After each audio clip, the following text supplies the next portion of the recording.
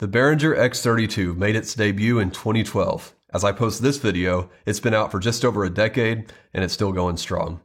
Believe it or not, it's the most successful digital mixing console in history. Did I just say that? Wow.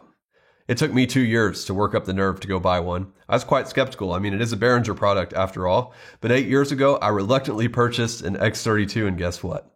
I fell in love and I still love her today. She even works as good today as the day that I pulled her out of the box. So if you're wondering about the longevity of the X32, there you have it. 8 years later, still going strong. The biggest challenge I had with the X32 was transitioning my mind from analog to digital mixing. But once I got that figured out, I created a course called X32 Mastery to save everybody else the headache. I released my course in 2016, then I refreshed the course in 2021 with version 4 firmware, and now there's over 4,000 sound techs enrolled in X32 Mastery. X32 Mastery is the quickest way to master the X32, so if that's something you're interested in, I'll include a link in the description where you can get lifetime access to the course. So not only have I extensively used the X32 for 8 years, I've been in contact with thousands of people who also use the X32. Out of all that, I can count on one hand the amount of people who have encountered some kind of hardware issue or bug from an aging X32. So I just want you to know, it's not like they sent me the golden X32. I bought one from the store just like everyone else. These things are a workhorse and they hold up well over time. So let me tell you the top 3 things that I love about the X32. I'm going to tell you the top 3 things that I hate about the X32. The first thing I love is sound quality. Will a mixer that costs 10 times as much sound better? Well, I sure hope so. But for just a few $1,000s, the sound quality of the X32 is far beyond what you pay for it. I've never had issues with hissing or buzzing or popping. It's always given me clean sound. It's shocking, really. The second thing I love is that it's user-friendly. The way things are laid out, the menus, the buttons, it just all makes sense.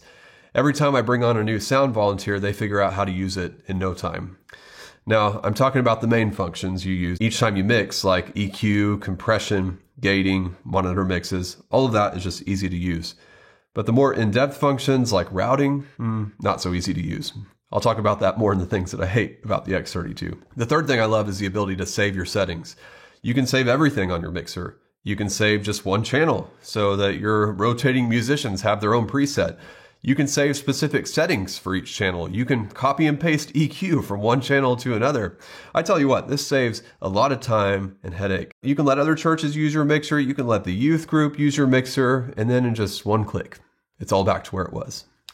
I know most digital mixers do all of this, but the X32 did an incredible job making it easy. There's lots more I love about the X32, but I don't want to keep you too long. So let me share 3 things that I hate. The first thing that I hate is routing. Most everything is user-friendly until you get to that routing screen. Then you feel like you need a master's degree to figure out what's going on. But you don't need a master's degree. You just need my X32 Mastery Course. Save yourself a routing nightmare and get lifetime access using the link in the description. Block routing, patch routing, inputs, outputs, AES50, card, P16. What in the world is going on? It's a lot, but I simplify it down to 2 5-minute videos in X32 Mastery. The second thing I hate is that it's not a touch screen. This is the thing that ages the mixer the most. You can touch the screen, it's just not going to do anything. You got to go old school and use the knobs to get things done. Nevertheless, it is easy to use, especially for those of us who grew up before touchscreens were a thing. Behringer did come out with a touchscreen mixer called the Wing. I did a comparison between the X32 and the Wing in another video. I'll include a link in the description if you want to check that out. The third thing I hate is the phone pad. This is the only mixer I've ever seen with a dedicated spot for your phone. I don't know whose idea this was, but what's even more shocking is that it made it into production. I haven't had a phone that would fit this little slot since the day I purchased my X32 8 years ago. So this little spot has been useless since its inception, yet it still exists on every X32. So would I recommend the X32 8 years later? 100%. It's a great mixer. It holds up. It's a workhorse that gets the job done well. I'll include a link in the description where you can grab one of these from Sweetwater and support our channel in the process. I'll also link to X32 Mastery, which is the fastest way to master the X32.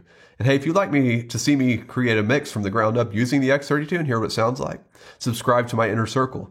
You'll get a whole lot more than just one video. It's where you get the ongoing support you need to thrive in audiovisual. Subscribe to Inner Circle using the link in the description.